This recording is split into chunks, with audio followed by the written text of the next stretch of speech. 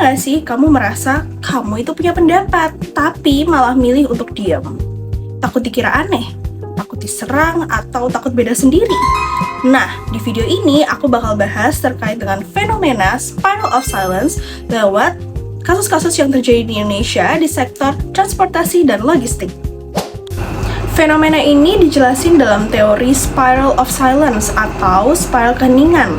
Teori spiral of silence ini dikemukakan oleh Elisabeth Newman, seorang ilmuwan komunikasi asal Jerman pada tahun 1974. Nah, teori ini tuh bilang kalau manusia itu cenderung diam saat merasa pendapatnya beda dari mayoritas.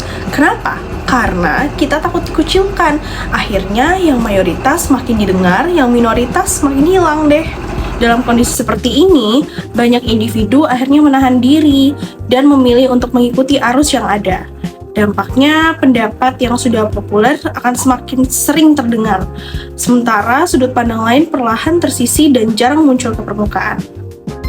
Contohnya tuh ada di Indonesia. Nah, Vivi mau bahas kasus pertama nih.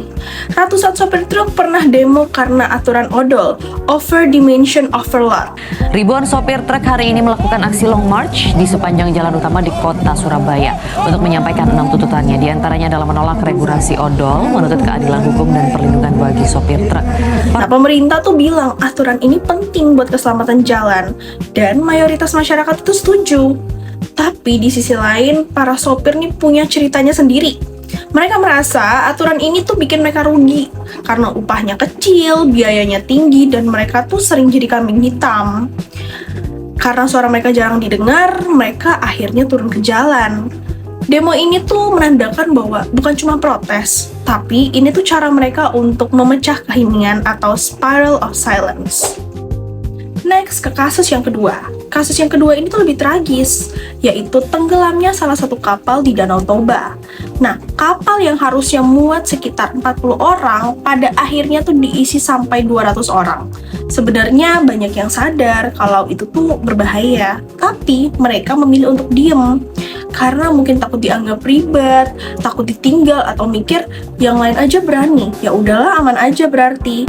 Akhirnya diemnya beberapa orang itu justru jadi bencana. Dari dua kasus ini kita bisa lihat satu hal, masalahnya tuh bukan cuma di soal sistem atau aturannya doang, tapi lebih ke gimana sih orang punya keberanian untuk berbicara. Nah, justru yang berbahaya itu bukan suara yang salah, tapi ketika orang-orang memilih untuk diem. Jadi lain kali kalau kamu punya pendapat, jangan langsung diem ya. Kamu mungkin bukan satu-satunya yang berpikir seperti itu. Kamu cuma orang pertama yang berani ngomong.